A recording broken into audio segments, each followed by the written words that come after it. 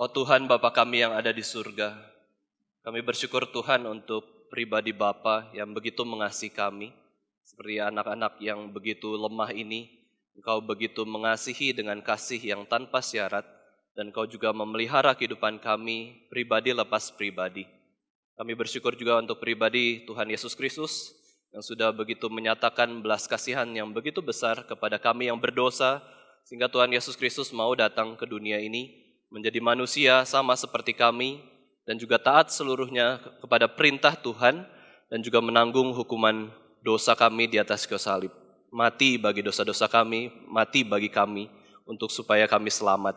Dan kami juga bersyukur Tuhan, untuk pribadi Roh Kudus yang sudah Tuhan boleh berikan kepada kami, sehingga Roh Kudus memimpin kehidupan kami untuk memiliki kehidupan yang kudus, kehidupan yang berbeda dengan dunia, dan juga kehidupan yang meninggikan Kristus Yesus senantiasa.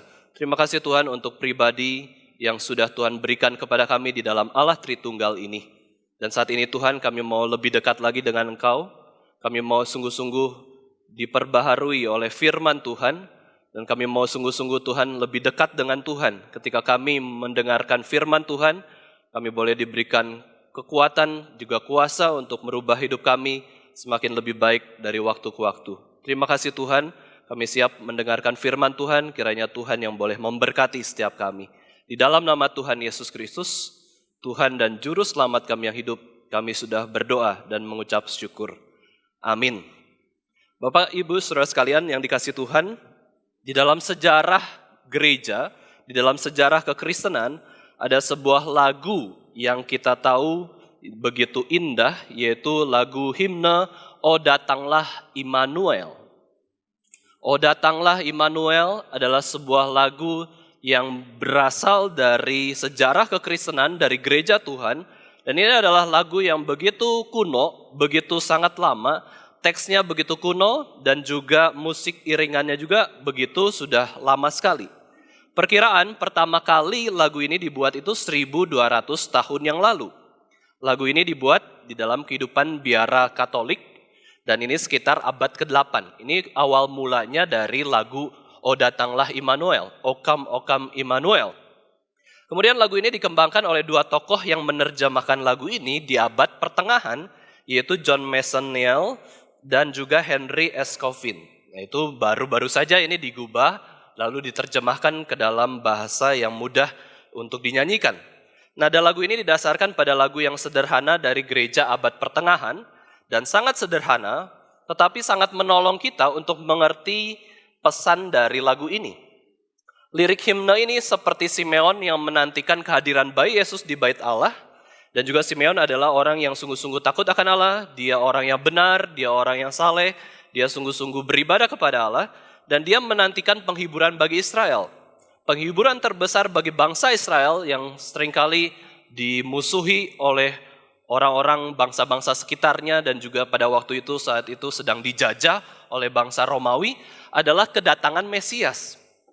Kedatangan Mesias menjadi sebuah penghiburan yang begitu besar bagi orang Israel, bagi orang Yahudi pada waktu itu, khususnya mereka yang sungguh-sungguh percaya kepada perjanjian lama dan juga menanti kedatangan Mesias, seorang yang diutus Tuhan untuk memberikan penghiburan, memberikan pembebasan, memberikan kemenangan kepada orang Yahudi, bangsa Israel tersebut. Simeon dinyatakan oleh Roh Kudus bahwa dia tidak akan mati sampai dia melihat Sang Mesias itu.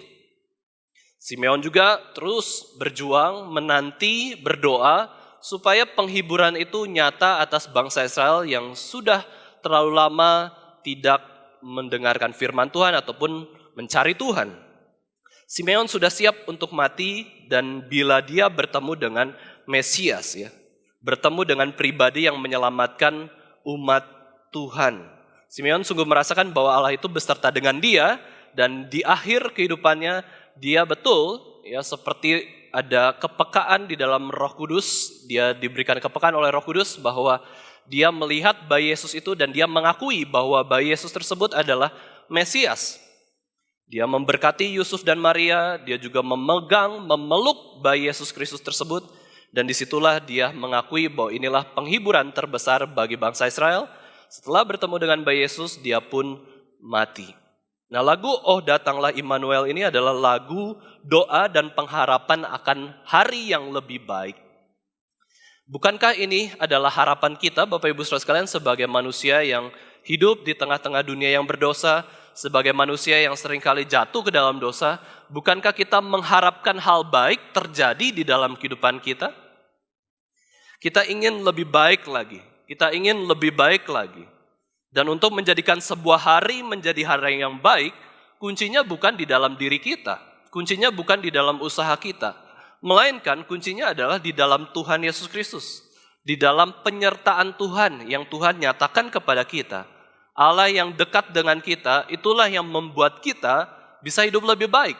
Meskipun situasi dan kondisi di sekitar kita itu begitu buruk, dan juga begitu banyak penderitaan yang kita alami, tapi kita bisa katakan bahwa asal Tuhan beserta kita, kita itu lebih baik daripada Tuhan tidak menyertai kita. Ini pun menjadi pengharapan bagi kita semua ya. Kita harus merindukan Tuhan itu berkuasa dalam diri kita, dan kita mengakui bahwa Tuhan itu adalah Raja kita. Tidak ada orang yang menginginkan hari yang lebih buruk, kecuali orang yang putus asa, orang yang sudah kehilangan arah, orang yang sudah tersesat dengan ajaran-ajaran yang sesat dan salah ya, sehingga orang tersebut tidak ada pengharapan di masa depan. Bapak Ibu Saudara sekalian, kita ingin menerima segala yang baik, akan tetapi perlu kita renungkan yang baik itu seperti apa. Apakah semuanya itu harus terjadi sesuai dengan harapan kita?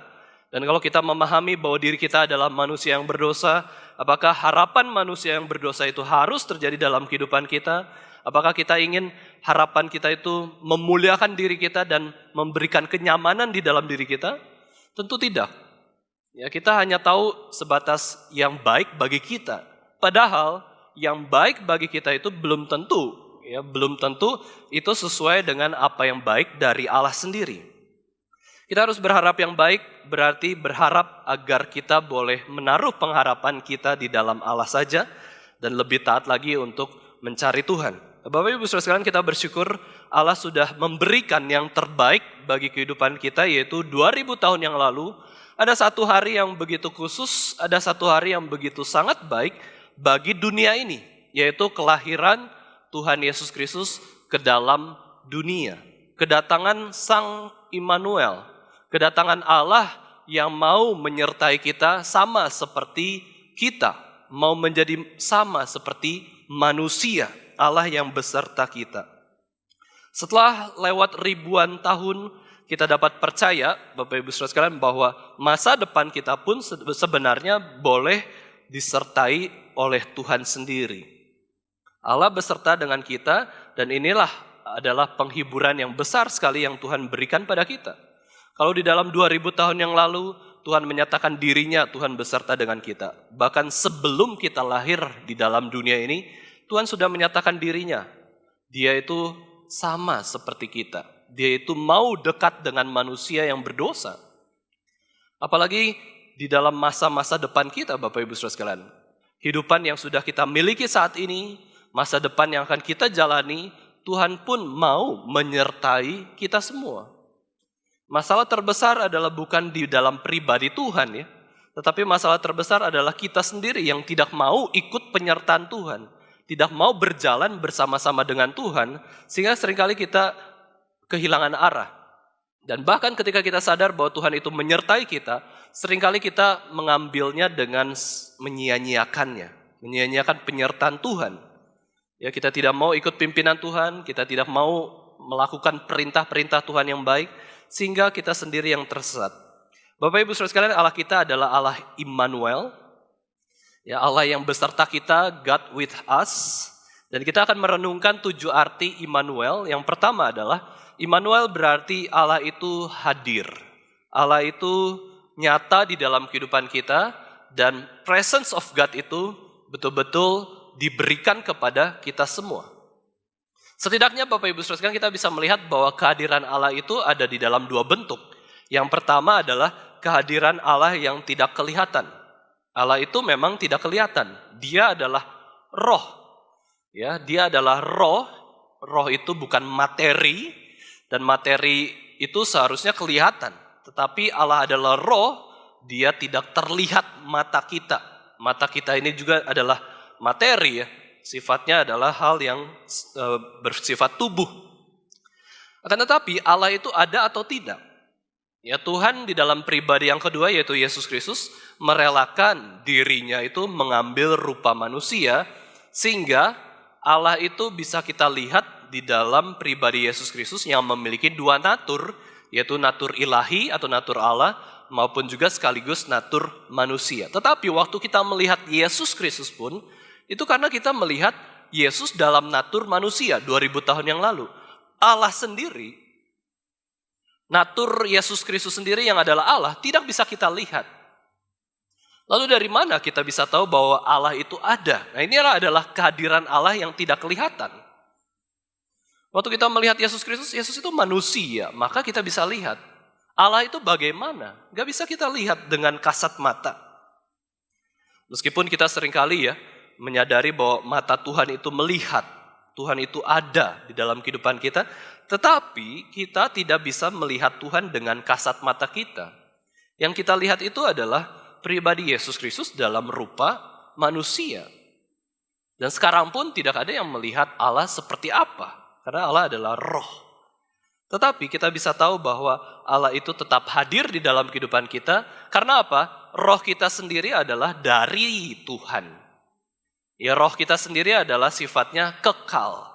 Maka sadar atau tidak sadar, hati nurani berbicara kepada kita meskipun Allah tidak bisa kita lihat. Bahkan sekalipun kita tidak melihat Allah, sebenarnya Allah itu ada. Allah itu ada, nyata di dalam kehidupan kita. Tidak perlu menggunakan mata yang bisa melihat ini untuk bisa menyadari Allah itu ada. Lewat hati nurani yang di dalam diri kita dan juga roh kita sendiri berkata bahwa Allah itu ada. Ini adalah kesaksian dari diri kita sendiri karena kita itu adalah roh juga. Ya, di dalam diri manusia itu ada roh, ada tubuh. Tetapi kita bisa melihat kehadiran Allah yang terlihat. Ya, kehadiran Allah yang terlihat itu adalah hal yang pasti dan jelas, yaitu melalui apa Bapak Ibu Saudara sekalian? Yaitu melalui alam ciptaannya. Itu menyatakan Allah itu ada. Ya, ketika kita bicara soal ciptaan Allah, itu kita bisa lihat karena ciptaan materi di dalam dunia ini. Kita bisa melihat pegunungan, kita bisa melihat pantai, kita bisa melihat langit, dan juga seluruh hewan, tumbuhan. Di situ ada tangan Allah, ada jejak sidik jari Allah yang menciptakan mereka semua. Maka waktu kita melihat seluruh alam ciptaan, sebenarnya itu mau menyatakan bahwa Allah itu hidup, Allah itu ada. Waktu kita bicara pelajari tentang hukum alam pun, Bapak Ibu Saudara sekalian, itu menyatakan kehikmat kebijaksanaan Allah di dalam kehidupan manusia. Kalau mau melihat lagi Bapak Ibu Saudara sekalian, Tuhan pun di dalam Alkitab pernah ya menampakkan diri dalam rupa malaikat, ya menampakkan diri dalam rupa seperti manusia seperti itu, dan Tuhan memang ingin supaya dirinya itu dikenal oleh manusia. Tidak ada dalih, tidak ada alasan di mana kita mengatakan Allah itu tidak ada.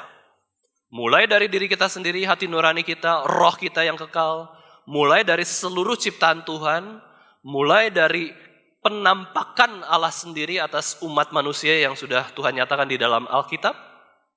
Dan bukan saja itu, ketika kita bertemu dengan sesama kita manusia, manusia juga adalah diciptakan serupa dan segambar dengan Allah. Mau tahu cara melihat Tuhan, Bapak Ibu Saudara sekalian, berelasilah dengan manusia salah satunya. Semakin kita berelasi dengan manusia, di situ kita bisa melihat ada sifat-sifat Allah di dalam diri manusia tersebut. Meskipun orang tersebut penuh dengan dosa, kebencian, tetapi orang tersebut tetap gambar dan rupa Allah. Hanya saja gambar dan rupa Allah itu sudah rusak karena sudah jatuh ke dalam dosa. Itulah kehadiran Allah. Tuhan itu hadir kok. Bahkan di dalam Yesus Kristus, firman Allah itu sudah tiba menjadi manusia dan diam di antara kita, dan kita telah melihat kemuliaannya sebagai anak tunggal Bapa, penuh kasih karunia dan kebenaran. Alasan apa lagi sih yang membuat kita mengatakan bahwa Allah itu tidak ada? Allah itu adalah Allah Immanuel. Allah itu hadir di dalam kehidupan kita. Yang kedua, Bapak Ibu Saudara sekalian, apa makna Immanuel? Immanuel adalah sebuah doa. Ya, sebuah doa yang kita panjatkan, yang bisa kita katakan bahwa ini adalah doa terbaik dari seorang Kristen, yaitu apa? God be with you. Allah beserta kita, tetapi juga ini menjadi sebuah doa, kiranya Allah itu menyertai kita semua. Kiranya Allah itu bersama-sama dengan kita senantiasa. Dan setiap ada penyertaan Allah, Bapak Ibu Saudara sekalian, itu pasti membawa kepada kebaikan bagi diri kita. Pasti. Mau cari kebaikan secara menurut perspektif Allah ya, yang baik itu, kita carinya adalah penyertaan Tuhan. Penyertaan Tuhan akan membawa kebaikan kepada umat manusia.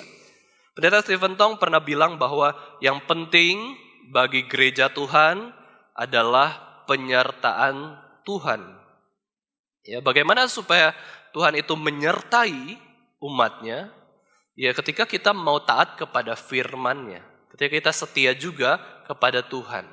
Tuhan itu akan memberikan kehadirannya dengan luar biasa. Uang, gedung, fasilitas bukanlah yang utama di dalam gereja Tuhan.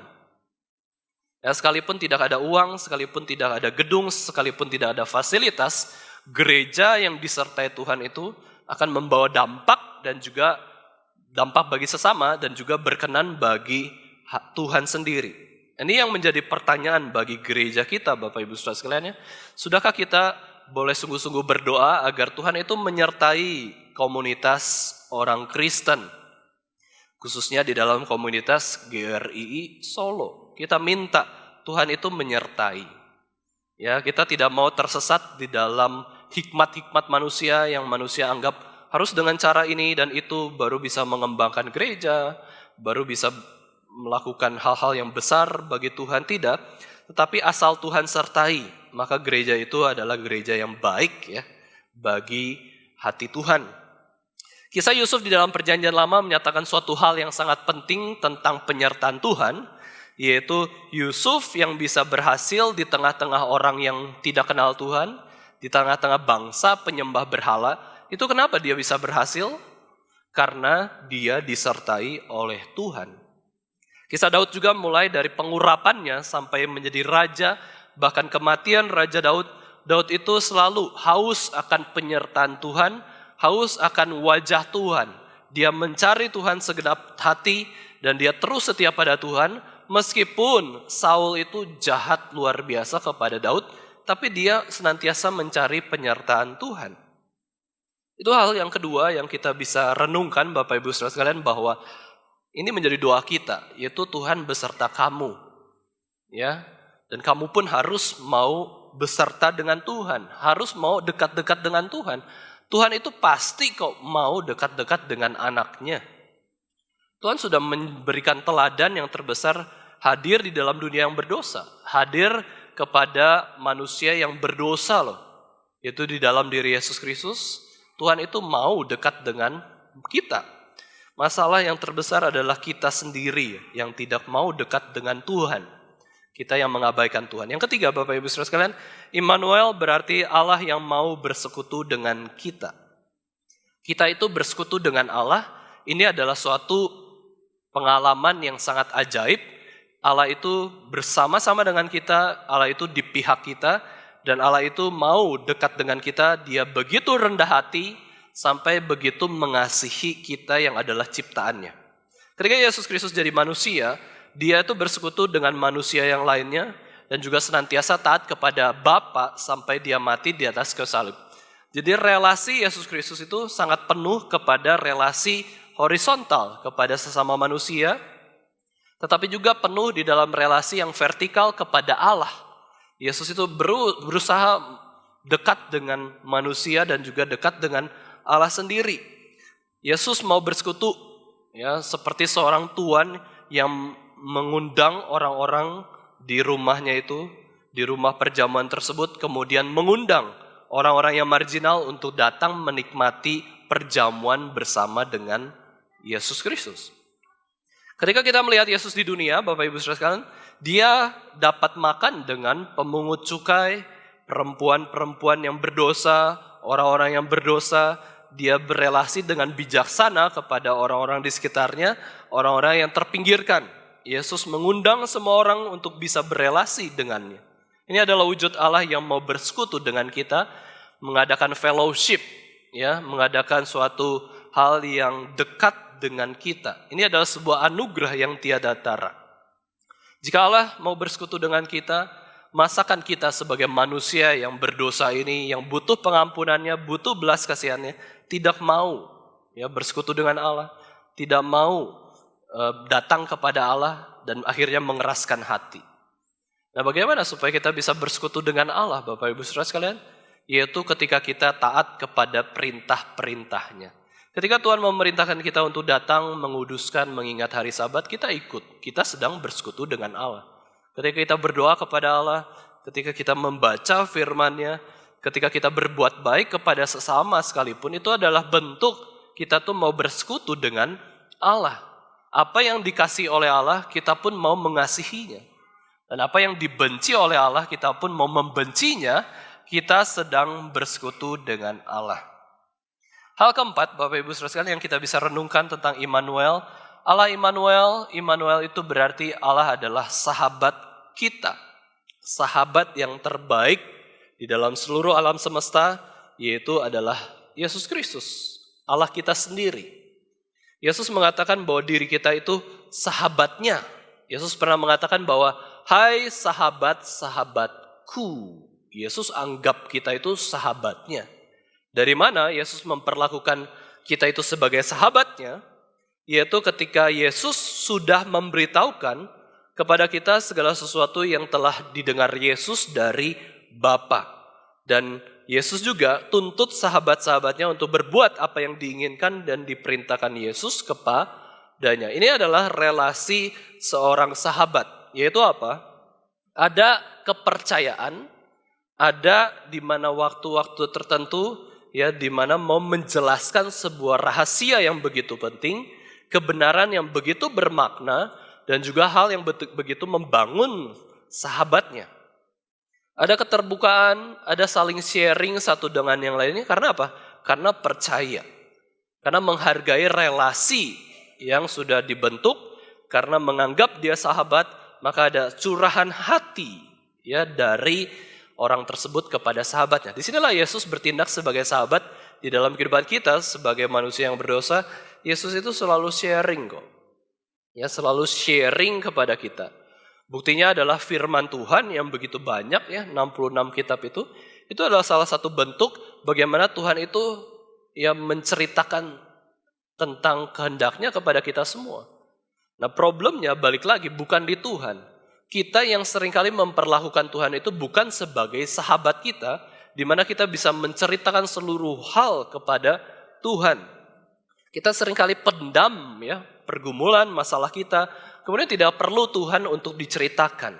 Kita nggak perlu solusi dari Tuhan. Kita anggap solusi dari kita sendiri kita bisa kerjakan. Nah, kemudian Bapak Ibu Saudara, bukan saja kita tidak mau sharing kepada Tuhan, kita malah menuntut Tuhan untuk melakukan segala sesuatu yang menurut kita harusnya baik bagi kita. Kita terus ngotot, kita ingin kehendak kita itu dipenuhi oleh Tuhan. Bahkan memperlakukan Tuhan itu sebagai pembantu, sebagai budak, sebagai kacungnya kita, harus kehendak kita itu harus dipenuhi oleh Tuhan. Bukankah ini kita memperlakukan Tuhan itu bukan sebagai sahabat? Tetapi Tuhan itu memperlakukan kita sebagai sahabat. Tuhan memberikan Alkitab, Tuhan memberikan Yesus Kristus, Tuhan memberikan seluruh ciptaannya. Bahkan Tuhan juga menuntut hal yang memang wajar diberikan kepada kita. Ya, Tuhan menuntut, ada tuntutan. Seorang sahabat itu memberikan tuntutan yang tepat. Tapi kita kepada Tuhan memberikan tuntutan kepada Tuhan itu yang tidak tepat. Kita mau seenaknya. Ya, kita nggak mau melakukan kehendak Tuhan, kita mau sebebas-bebasnya, bahkan menyuruh Tuhan melakukan apa yang kita inginkan. Ini salah ya. Yesus di dalam Yohanes dikatakan, kamu adalah sahabatku jikalau kamu berbuat apa yang kuperintahkan kepadamu. Perintah Tuhan itu selalu baik. Ya, kalau kita punya sahabat, saudara sekalian, teman kita manusia, sesama manusia, ketika teman kita memberi nasihat yang baik, suatu anjuran, suatu perintah yang bagus, kita taati. maka kita sudah bersahabat dengan dia. Ya, kita sudah berelasi dengan betul di antara seorang sahabat. Yang kelima, Bapak Ibu Saudara sekalian, Immanuel. Immanuel adalah wujud bimbingan Allah dan juga perlindungan dari Allah sendiri. Nah, kalau kita lihat umat pilihan Allah itu, sebenarnya umat pilihan Allah itu selalu dibimbing dan dilindungi oleh Tuhan sendiri. Itulah arti covenant. Covenant itu lebih tinggi derajatnya dibandingkan dengan sebuah janji atau perjanjian. Covenant ini merupakan janji Tuhan kepada umatnya. Janji pencipta kepada ciptaan. Maka kita sebut covenant. Kalau di antara manusia kita sebutnya perjanjian atau janji ya. Tetapi untuk relasi Tuhan yang mau mengikatkan dirinya kepada manusia yang lebih bawah dari dia, dan kita pun terikat oleh covenant yang begitu besar, yang begitu indah ini, itu disebut dengan perjanjian dari Allah kepada ciptaan, itu adalah covenant.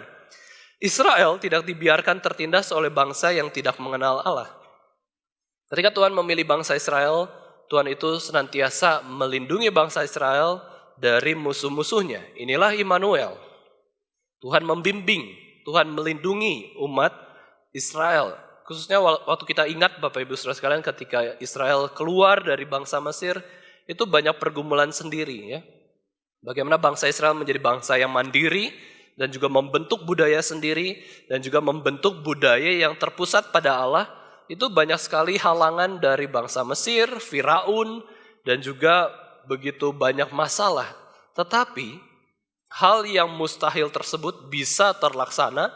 Bangsa Israel bisa menjadi bangsa yang mandiri, melewati 40 tahun di padang gurun dan masuk ke tanah Kanaan. Itu karena apa? Karena Tuhan beserta dengan mereka. Tuhan membimbing mereka, Tuhan melindungi mereka, sehingga mereka masih bisa hidup dan juga punya iman yang teguh di dalam Kristus. Ya, meskipun kita tahu bahwa generasi pertama dari bangsa Israel itu banyak sekali yang menolak Tuhan. Tetapi generasi pertama yang menolak Tuhan tidak membuat sebuah dalil bahwa generasi yang kedua itu pasti menyangkali Tuhan juga. Ya. Generasi pertama bangsa Israel menolak Tuhan, menyembah berhala. Generasi kedua kita bisa lihat ada orang-orang yang takut akan Tuhan. Demikian juga Bapak Ibu Saudara sekalian, kita bisa melihat bahwa jikalau ada generasi pertama takut akan Tuhan, ya, takut akan Tuhan, belum tentu generasi kedua itu takut akan Tuhan juga. Maka di sini kita betul-betul harus menyadari bahwa kita tuh butuh penyertaan Tuhan, butuh bimbingan Tuhan, butuh perlindungan Tuhan di dalam kehidupan kita sehari-hari. Di zaman dulu, orang-orang marginal seperti orang-orang Samaria yang dianggap hina, karena bagi bangsa Yahudi, orang Samaria ini sudah menikah dengan suku yang lain, sudah menyembah berhala, tidak setia kepada Taurat Tuhan, tidak setia kepada Yahweh. Mereka itu dihina, sungguh-sungguh dihina, dijauhi. Orang miskin, yatim piatu, wanita-wanita juga, dan para pengungsi itu dianggap najis, dianggap begitu jelek, begitu hina. Tetapi di situ kita bisa melihat Yesus menyatakan kebenaran bahwa semua orang itu sama berharganya di mata Tuhan. Ya, Yesus begitu mengasihi kaum-kaum yang tertindas dan memperhatikan mereka semua. Dan bukan saja itu Bapak Ibu Saudara sekalian, di dalam kehidupan Yesus Kristus tidak salah ya, dan ada pengaturan yang begitu jelas ketika Yesus Kristus memilih lahir di keluarga yang miskin.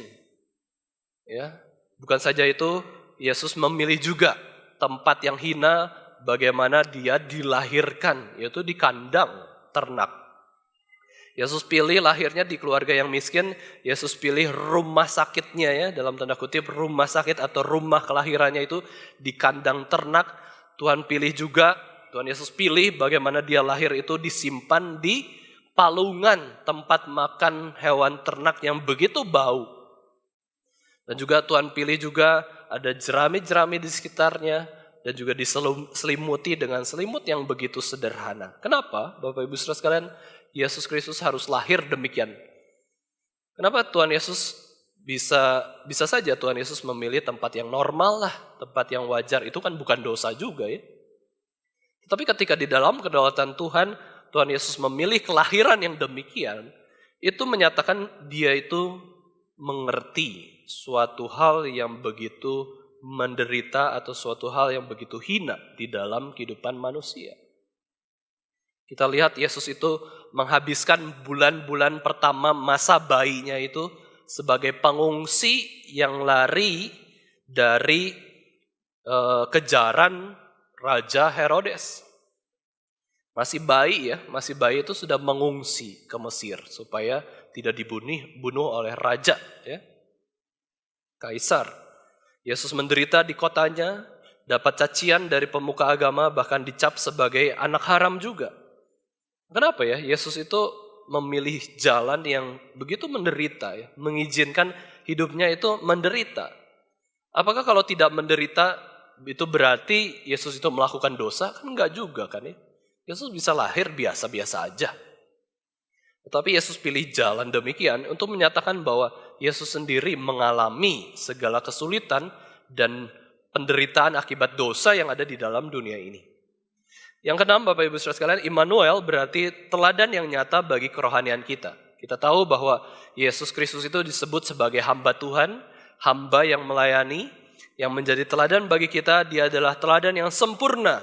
Dan sejak dalam kandungan Maria, kemudian masa kelahirannya, masa kecilnya, masa remaja dan dewasanya, seluruh pelayanan dan penderitaan bahkan kematian Kristus dan juga kebangkitannya, itu adalah teladan yang baik bagi kita semua. Kita bisa mengikuti teladan yang sudah hadir 2000 tahun yang lalu di dunia ini, dan kita bisa mengikuti teladannya. Itulah makna dari Immanuel. Immanuel berarti ada suatu teladan, ada suatu contoh yang begitu indah, yang begitu ideal, yang pasti di mana kita bisa mengikutinya. Dan yang terakhir, renungan tentang Immanuel adalah Allah yang ada di tengah-tengah kita.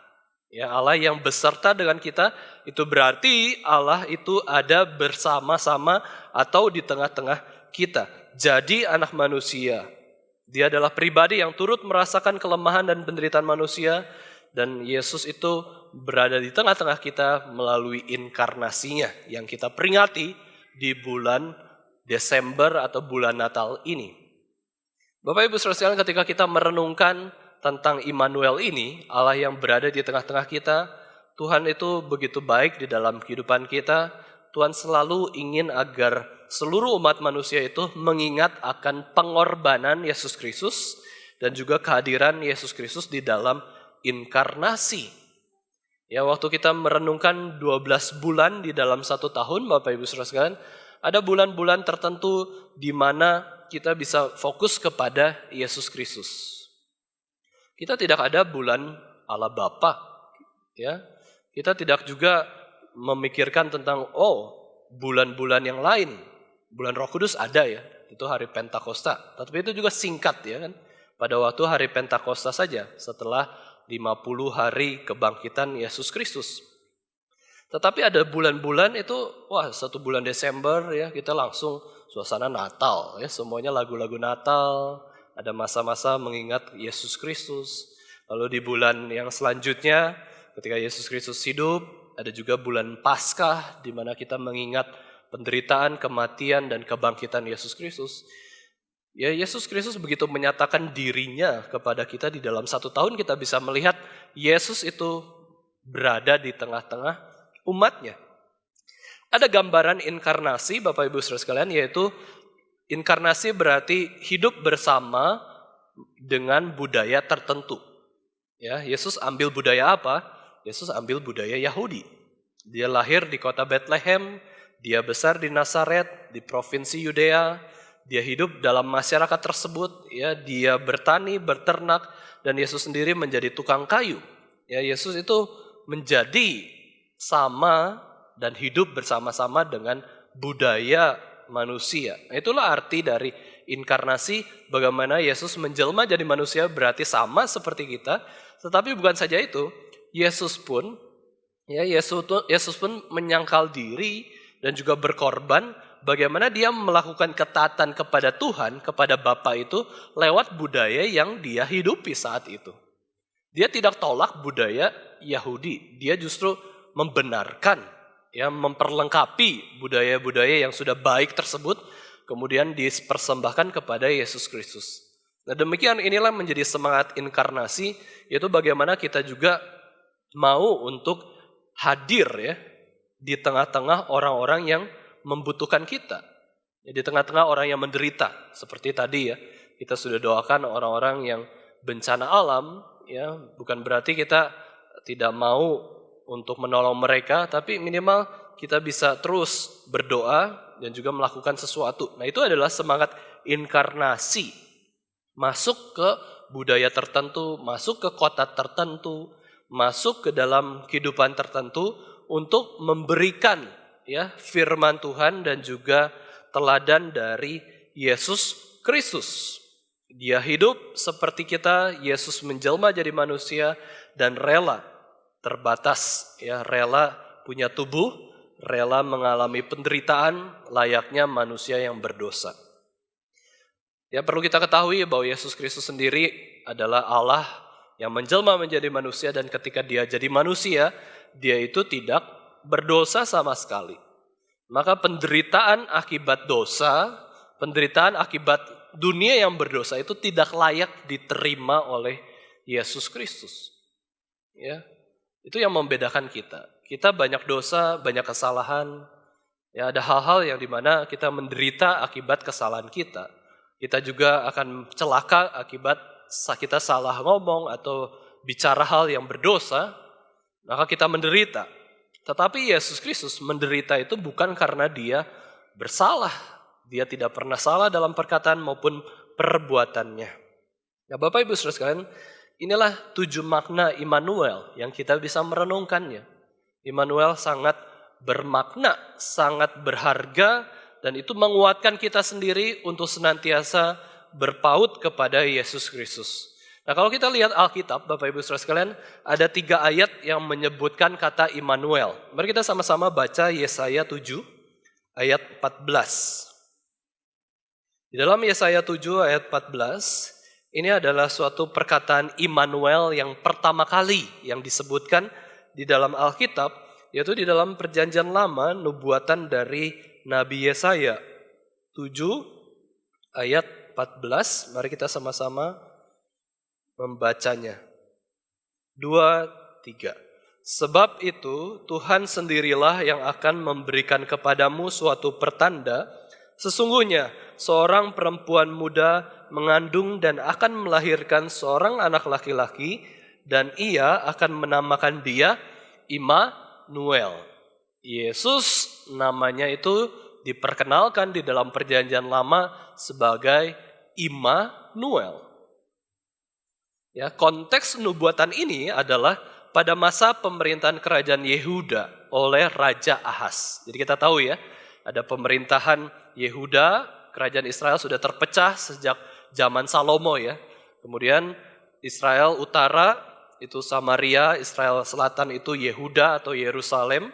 Kemudian kerajaan Yehuda itu dipimpin oleh Raja Ahaz. Kemudian ada Raja Aram, itu kerjasama dengan Raja Israel, ya Samaria.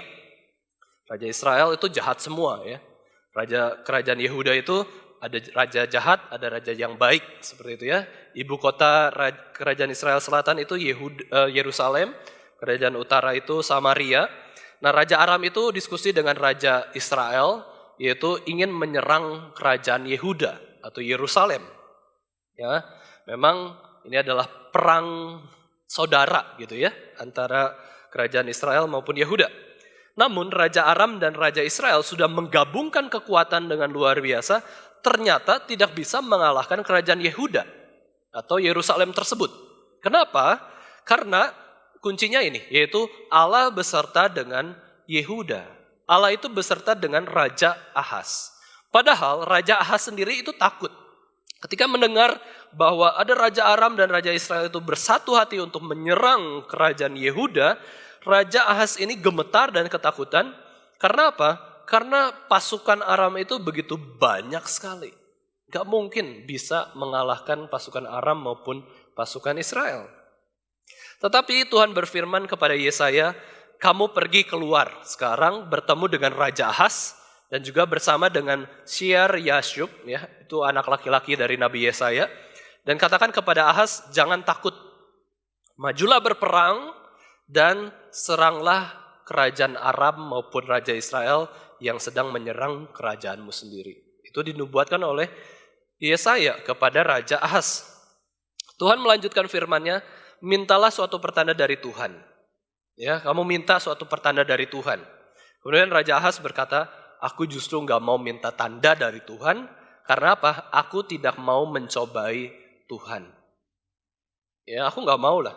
Kalau itu memang perkataan firman Tuhan, aku percaya.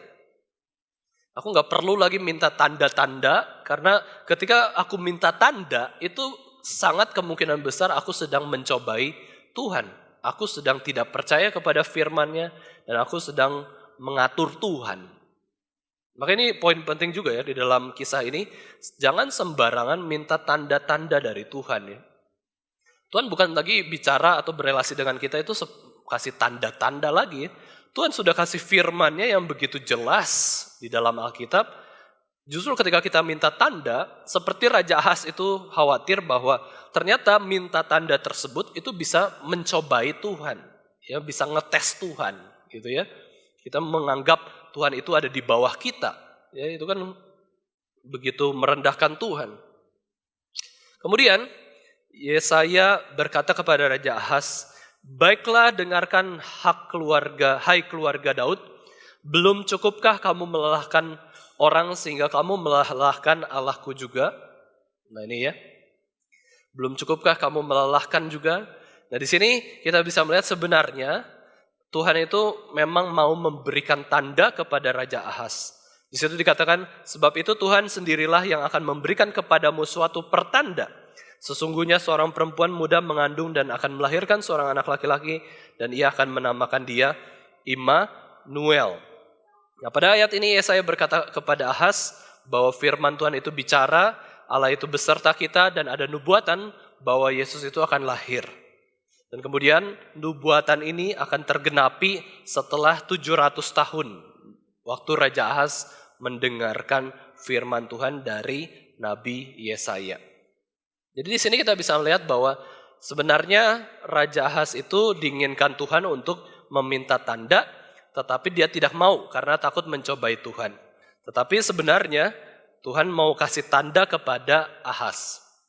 Nah sekarang kan justru kebalikannya ya. Kita justru jadi pengen ada tanda terus dari Tuhan, sehingga kita tidak mau mencari kepastian di dalam firman Tuhan. Padahal Tuhan tidak kasih tanda lagi. Tuhan sudah genapi nubuatan dan juga penggenapan dari nubuatannya sudah selesai gitu ya. Ini kita bisa lihat konteks di dalam ayat tersebut. Lalu ayat kedua tentang Immanuel, Bapak Ibu Saudara sekalian, kita lihat Yesaya 8 ayat 5-10 ya. Kalau di dalam Yesaya 8 ayat 5-10 ini, di bagian ini firman Tuhan berlanjut lagi melalui Yesaya bahwa bangsa Asyur akan menyerbu Yehuda sekarang. Karena Yehuda itu seringkali tidak taat dan tidak mau bertobat juga. Tuhan hukum umatnya agar umatnya itu hidup lebih baik ya. Tuhan membuat hukuman yaitu Raja Asyur dengan segala kemuliaannya akan menerobos masuk Yehuda ibarat banjir yang meluap-luap sehingga sampai ke leher dan orang Yehuda itu pun akan menderita. Ini konteks dari Yesaya 8 ayat 5-10. Dan di situ bukan berarti Yehuda itu tidak disertai Tuhan karena Yehuda itu kalah. Ya kita pikirkan kalau orang yang disertai Tuhan pasti akan menang.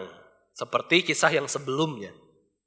Tapi dalam bagian ini Tuhan itu terus menyertai Yehuda. Tapi penyertaannya Tuhan itu secara negatif karena apa? Karena bangsa Yehuda itu sudah tidak taat kepada Tuhan dan bertobat. Dan tidak mau bertobat kepada Tuhan. Ya, dia melanggar firman Tuhan. Justru penyertaan Tuhan itu nyata secara negatif. Yaitu Tuhan izinkan bangsa Asyur untuk menerobos. Di ayat 8 kita bisa lihat. Ayat 8 itu dikatakan, serta menerobos masuk ke Yehuda ibarat banjir yang meluap-luap hingga sampai ke leher, dan sayap-sayapnya yang dikembangkan akan menutup seantero negerimu. Ya Immanuel. Ini disebutkan sebagai Immanuel, yaitu permohonan ya. Permohonan supaya tolong Yehuda yang sedang dihukum ini supaya tidak ditinggalkan Tuhan, melainkan mereka bisa sadar bahwa mereka itu sudah berdosa. sehingga dapat hukuman dari Tuhan, yaitu penderitaan dari bangsa Asyur. Jadi ketika kita bicara soal Immanuel dalam konteks ini, Bapak Ibu Saudara sekalian, itu bicara suatu permohonan supaya ketika bangsa ini sudah berdosa, ya sudah dihukum oleh Tuhan, tidak semakin keras hati, melainkan justru bertobat. Ya, mengalami hidup yang bertobat, hidup suci, kembali kepada Tuhan. Karena bagaimanapun Bapak Ibu Saudara sekalian, kita seringkali ya melihat juga ada orang yang sudah ditegur Tuhan begitu keras, dihukum, didisiplin oleh Tuhan, mendapatkan penderitaan, mendapatkan kesulitan, masalah, orang itu tetap keras hati kok. Ya, maka permohonan doa ini, O Immanuel, adalah suatu permohonan ketika orang itu sudah didisiplin oleh Tuhan, sudah ditegur oleh Tuhan, orang tersebut itu bisa bertobat. Ya, jangan sampai mengeraskan hati. Terus kemudian di ayat 8 sampai 10, mari kita lihat ya. Kita baca bersama-sama. Yesaya 8, ayat 8 sampai 10. Mari kita melihat. Jadi ayat 8 sudah kita baca ya. Ini adalah teguran dari Tuhan sendiri. Mari kita sama-sama baca ayat 8 sampai ke 10.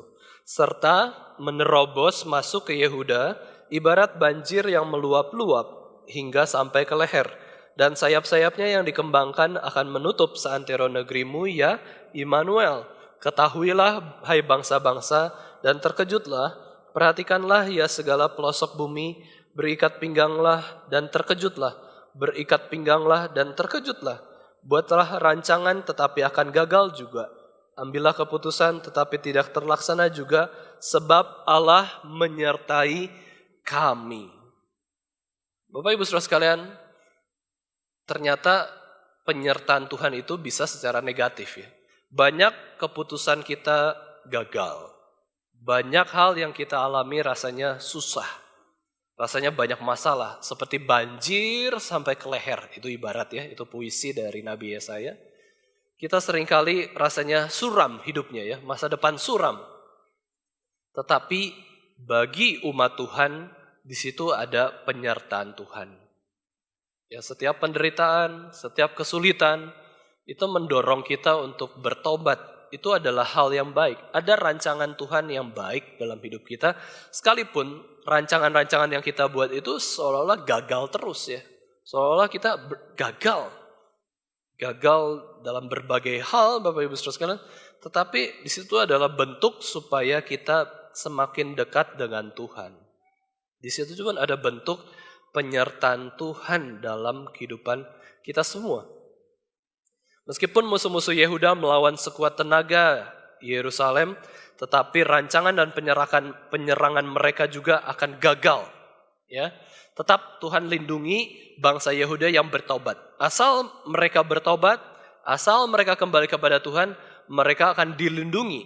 Ya, bangsa Asyur tidak bisa mengalahkan bangsa Yehuda, dan itu betul dibuktikan bahwa bangsa Asyur itu tidak bisa membinasakan bangsa Yehuda. Yehuda itu terus dilindungi oleh Tuhan.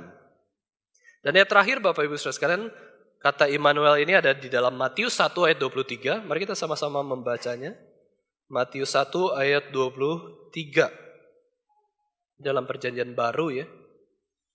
Mari kita sama-sama membaca ayat ini, 1, 2, 3. Sesungguhnya anak darah itu akan mengandung dan melahirkan seorang anak laki-laki, dan mereka akan menamakan dia Immanuel, yang berarti Allah menyertai kita. God with us. Ya, perkataan ini disebutkan oleh malaikat Tuhan yang nampak pada mimpi Yesus, suami Maria, atau tunangan Maria. Ya. Malaikat itu mengatakan bahwa anak dalam kandungan Maria itu adalah dari Roh Kudus, dan namanya adalah Yesus, dan Yesus inilah yang akan menyelamatkan umatnya dari segala dosa mereka.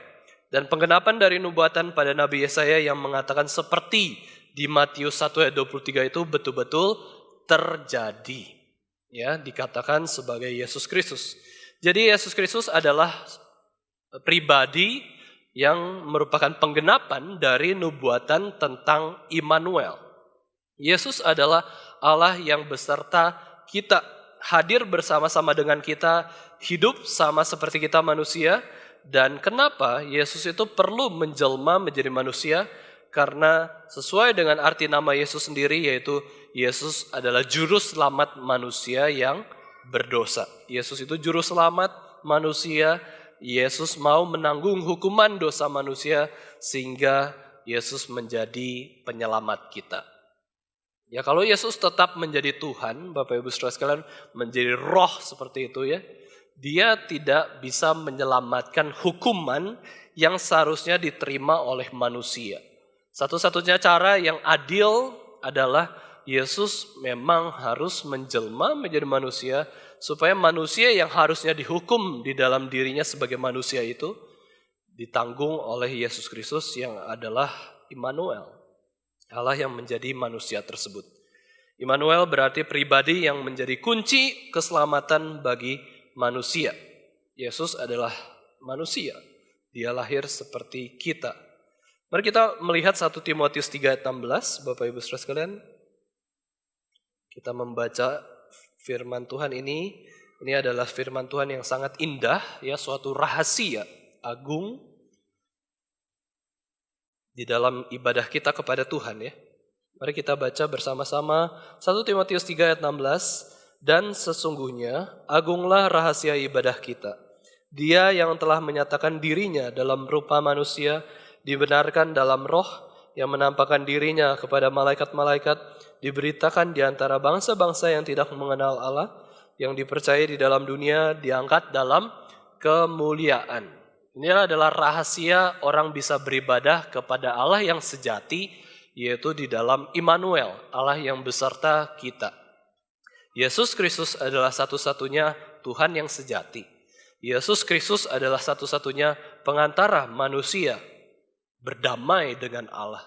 Dan Yesus adalah satu-satunya kunci bagaimana manusia berdosa itu boleh diselamatkan dan masuk ke dalam surga dan juga mengalami ibadah, hidup yang beribadah kepada Tuhan. Bahasa Inggrisnya adalah great indeed we confess is the mystery of godliness. Ini ada sebuah misteri dari ibadah seseorang itu hanya ditemukan di dalam Yesus Kristus. Dia, Yesus Kristus, was manifested in the flesh, vindicated by the Spirit, seen by angels, proclaimed among the nations, believed on in the world, taken up in glory. Inilah misteri Yesus Kristus, mystery of Christ, pusat ibadah kita, pusat kesalehan kita. Dan di sini, di dalam 1 Timotius 3 ayat 16 ini, ada 6 ciri ya, ada 6 ciri tentang Yesus Kristus itu siapa. Yang pertama, Yesus adalah sebagai Immanuel, Allah yang menjelma menjadi manusia. Yang kedua, Yesus bukan saja itu, dia itu juga mendampingi umat manusia. Ya, mendampingi umat manusia melewati seluruh kehidupan yang memang sudah direncanakan oleh Allah sendiri atas hidup kita. Dan Yesus juga menyelamatkan umatnya dari kebinasaan. Nah, ketika kita merenungkan Immanuel itu, Yesus pun ya menyelamatkan kita dari kebinasaan. Dan Yesus juga memberi kemenangan dalam peperangan rohani yang kita hadapi. Nah, di dalam amanat agungnya, Yesus berjanji untuk menyertai kita sampai kesudahan akhir zaman. Jadi Bapak Ibu Saudara sekalian, pribadi Yesus Kristus adalah pribadi yang begitu indah, pribadi yang begitu agung ya, begitu berharga. Dan ketika kita semakin merenungkan tentang pribadi Yesus Kristus, semakin kita menyerahkan diri kita untuknya, maka kita pun akan menjadi serupa dengan Yesus Kristus hari demi hari. Immanuel adalah Allah yang mengerti segala kehidupan kita. Allah kita bukanlah Allah yang jauh, ya, bukanlah Allah yang kudus, mulia, ya, bukanlah Allah yang begitu adil saja, tetapi Allah kita adalah Allah yang dekat bersama dengan kita. Yesus hadir bersama-sama dengan kita dan Yesus itu begitu peduli, begitu sayang pada kita, begitu mengasihi kita. Dan maka dari itu, apa yang kita bisa lakukan bagi Yesus Kristus, Bapak Ibu Saudara sekalian? Kita pun terus mau meneladani Yesus Kristus. Kita harus menghargai penyertaan Tuhan di dalam kehidupan kita dan kita pun harus bertobat. mau juga ikut di dalam pimpinan Tuhan, di dalam penyertaan Tuhan. Kitalah yang butuh Tuhan di dalam sehari-hari kita, bukan Tuhan yang butuh kita. Ya, kita yang harus terus menyandarkan diri kita kepada Tuhan. Dan bukan saja itu, kita juga belajar agar kita pun beserta dengan Allah dan juga mencari kerajaan Allah dan kebenarannya, mau terus mengikuti pimpinan Roh Kudus. Kiranya di dalam kehidupan kita sebagai orang Kristen, kita boleh semakin maju lagi. Kita tidak puas dengan kehidupan yang seperti ini saja. Tetapi kita boleh berharap ya kepada Yesus Kristus. Yesus Kristus, ubahkan hidup saya. Yesus Kristus, ampuni dosa saya. Dan juga mau memberikan anugerah dari Yesus Kristus supaya kita semakin hidup itu menyenangkan Tuhan dan juga menjadi berkat bagi sesama. Supaya kita hidup itu bisa menaati perintah utama dari Tuhan sendiri, yaitu bagaimana kita mengasihi Tuhan dengan segenap hati dan juga mengasihi sesama kita manusia. Kiranya Immanuel, ya, tentang perenungan akan Immanuel ini boleh sungguh-sungguh menyadarkan kita bahwa Tuhan itu tidak meninggalkan kita, Tuhan itu ada bersama-sama dengan kita, dan kita yang perlu berjuang juga supaya kita sadar akan penyertaan Tuhan ini. Mari kita sama-sama berdoa. Bapa kami yang ada di surga, kami bersyukur Tuhan, begitu besar anugerah Tuhan di dalam kehidupan kami, dan juga begitu limpah belas kasihan Tuhan atas hidup kami, yang seringkali kami itu melakukan dosa. Kami sebagai manusia berdosa sadar Tuhan, kami ini tidak layak di hadapan Tuhan, kami ini seringkali menjauhi Tuhan dan juga tidak peduli kepada Tuhan yang sudah menyatakan diri di dalam Yesus Kristus dan juga sudah hadir di tengah-tengah kami. Kami mau Tuhan, kami menjadi orang-orang yang sadar akan kehadiran Tuhan dalam hidup kami, sadar Tuhan itu berbicara dan bekerja juga di dalam kehidupan kami, pribadi lepas pribadi. Ampuni Tuhan atas segala dosa-dosa kami, kalau seringkali kami tidak mau dekat-dekat dengan Tuhan. Kami lebih suka dengan diri kami yang melakukan dosa, kami juga lebih suka terhadap ajaran-ajaran yang salah, ataupun juga pergaulan-pergaulan yang buruk, kami lebih suka terhadap hal-hal duniawi. Kiranya Tuhan boleh mengampuni setiap dosa dan kelemahan kami, dan kami pun mau Tuhan beserta dengan Tuhan di dalam seumur hidup kami ini. Di dalam nama Tuhan Yesus Kristus, penebus kami yang hidup, kami sudah berdoa dan mengucap syukur.